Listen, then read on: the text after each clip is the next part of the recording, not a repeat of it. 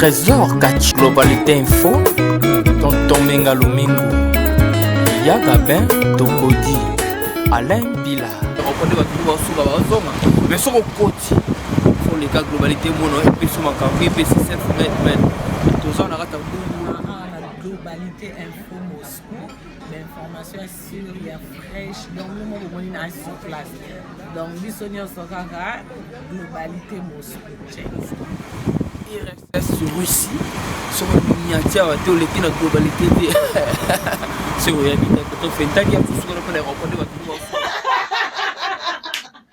des Globalité Info Nemakambu Globalité Info tu es kobeta batu filmu pour s'abonner massivement. check. N'hésitez pas à liker la vidéo si elle vous plaît et si vous êtes nouveau sur la chaîne, n'oubliez pas de vous abonner et d'activer la notification pour ne rater aucune de nos prochaines vidéos. On commence. Ben voilà, bienvenue dans votre chaîne Global TV Moscou. Donc Global TV Moscou, toujours mettre na Moscou, na capitale ya ici. Donc voilà, lelo de libinukaka. Toujours le comportement yaba congolais de partout. Donc voilà, avant tout quand on a vif sujet Nabiso Yalelo, donc voilà. Ngai, je me présente au nom de Trésor Kachina, donc Navanaka, na Moscou. Donc avant tout, banda, Makamunyo surtout, Basengara toujours Nzambe. Merci. Tolanda Kumama, ya frère Nabiso Iko. Et puis on se retrouve juste après. Seigneur, je viens t'offrir ma jeunesse, ainsi que demeurer dans ta présence. Alléluia.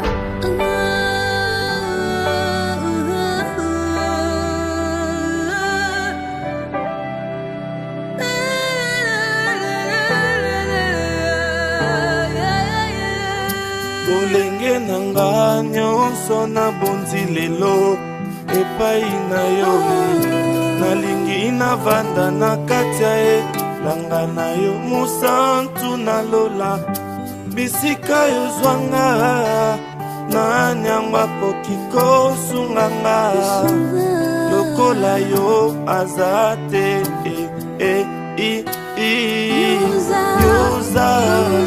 yozali yo elonga nanga yozali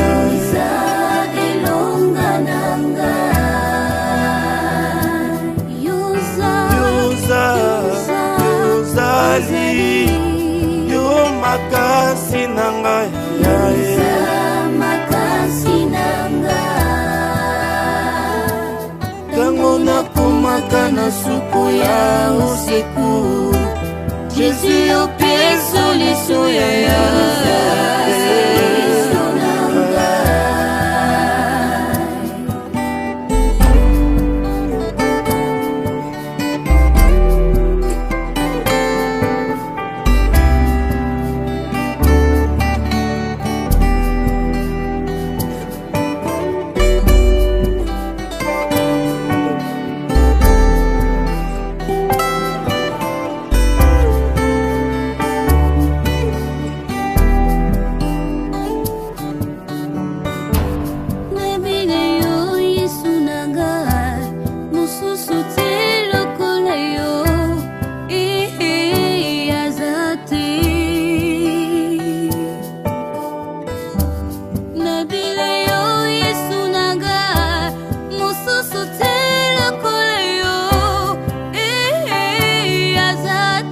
Eh bien voilà, merci beaucoup. On est de retour sur cette plateau de Global TV Moscou. Donc voilà, Lelo Toye Kolobela, comportement, il y a Congolais. Congolais, tout changé, comportement. En tout cas, c'est par rapport, il y a match contre Ndenge Topolai Matchwana. Mais Topolai Matchwana Ndenge Nini vraiment.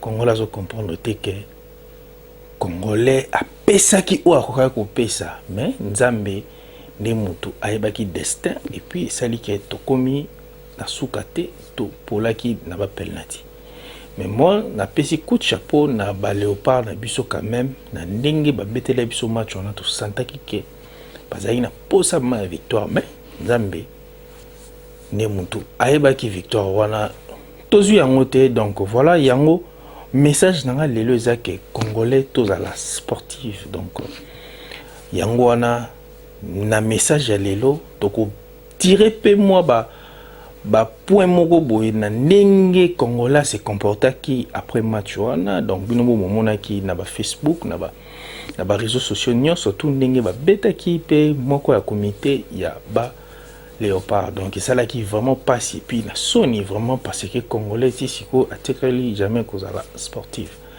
Donc voilà pe na moko ya to épingler lisusu par rapport il y a comportement il y a ba congolais ndenge ba finga ki ndeko na biso Bolassier donc Yannick bokomo na ngope yango pe tozo lobelela lelo.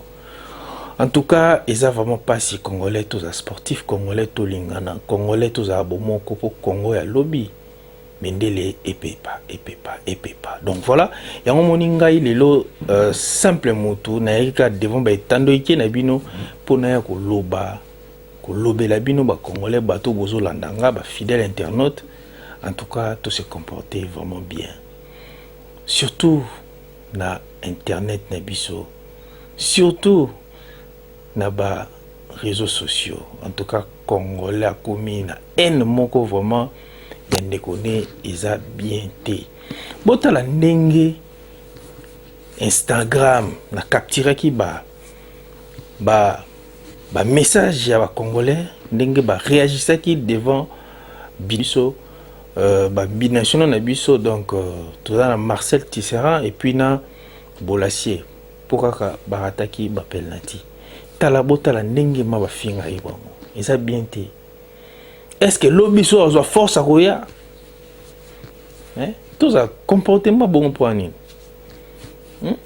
congolais c'est pas bien il faut changer tout le monde changer surtout et puis eza ba congolais ba fanda libanda mboka biso to fanda libanda mboka toujours pesa conseil ni to pesa ba vana na Congo parce que internet est permanent et puis tu veux faire tout ce que tu veux non c'est pas bien donc on a ya qui vraiment ko pesa conseil et puis ko zongi sa congolais na kibomoto parce que kibomoto congolais est suscité humanisme est suscité pas congolais bolingo est suscité to éviter sur les années pourquoi congolais comme bongo pourquoi congolais comme trop aîné pourquoi congolais pas aider moninga congolais c'est un problème pour nani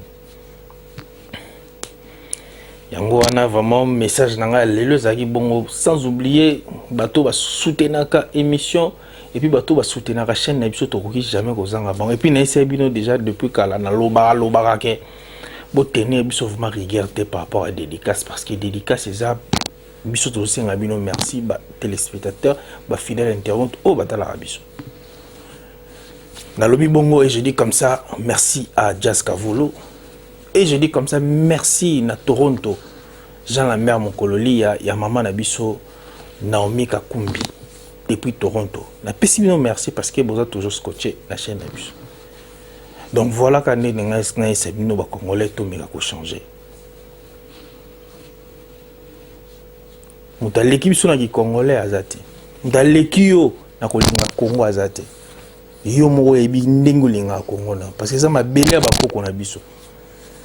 Beaucoup apprendre biso pété ndenge nini toki ko linga Congo parce que mutu nyonso ta yebi ndinga linga Congo na Congo za mama oyebi no linga mama na yo donc voilà c'est ça Congo yango monitoyer mais bon nous monanga parce que ba benginga trop trésor il faut faire des émissions aussi politiques et ngana polyvalent je vais faire tout non ça là. Bon, nous avons ce qu'on a politique, nous avons l'environnement, nous avons le divertissement, nous avons l'accès, nous avons divers, donc nous avons belé. À Moscou, nous avons été à la nous avons vu la caméra, nous avons l'accès, nous avons l'environnement, Moscou, nous avons propre. Donc voilà, il y a un message dans la lélo qui n'a pas. Merci à Bana Congo, merci à Bayakuza, nous avons mettre tout. Pas de quitter. États-Unis, Naozela, au Solati, Salango, Tarayo, Donc voilà, donc lelo quand on est sabino que notre tutoriel qui te plus topé sa conseil. Naba Congolais nous soit de partout, bateau va se comporter vraiment mal. Naba message va faux compte et tout de maman mona nous tout. Ya on to yaki mingi poto lobele. Parce que chaque jour dans doya na ce qu'on a élément sika. To ba no kota ba vidéo to ando lobele là toujours to me ko éveiller conscience ya ba peuple congolais surtout ba libana mboka. Parce que le roi Bissou, tu as la facilité Internet, donc tu peux faire tout ce que tu veux sur Internet, non? Les cas Internet parle de ce qui est important, parle, paie ça conseil, tu dois capter. Donc voilà ce que moi je pourrais vous dire aujourd'hui. Donc merci beaucoup à Gougas Massamba, 007 code à Moscou, code à Russie. Manager, donc voilà. Vous êtes belé de partout. Marcel Kachina n'a pas sur big dédicace, big salam. Vous êtes belé de partout. Golba, Gogo depuis Canada, Ottawa. Et puis sinon, on est belé. Vous êtes belé donc, vous êtes belé, vous êtes toujours scotché. La chaîne Nabiso donc vous les matez. Bah suggestion sur que les alliés beaucoup mais Nabiso. To yambango, to améliorer, n'engue yakosa la bino bah vidéo. Si vous voulez côté mon réseau marché te bobenga biso. Numéro zana likolo. Ota likolo bomona numéro zana. Bobenga biso. Tozala wana ka poto. To yamba makambolo. Naomi Kakumbi, ya Jean la mère mukololia, tolela, tozozela. Donc déjà pe na ko informer bino déjà Global TV info na niveau kin déjà ba matériel ekomaki donc kala mingi te ba émission zo ba no kota na niveau Congo. Donc ba partenaire nyo surtout publicité ça pour sa pub. Bon quand na pesa numéro za wana bo contacter muto za na niveau Congo muto azo ordonner ba mamio surtout. Muto simbi ba mamio surtout coordonnateur azali, muto simbi tout azali bo benga na numéro wana. Ou soit bo contacter biso na page Facebook na biso ba numéro za wana bo benga bozwa bato wana pona ba makam tout boza no besoin. Donc voilà quand on est sabino. Donc notre travail est de vous informer et puis de vous dire ce qui se passe toujours dans notre communauté.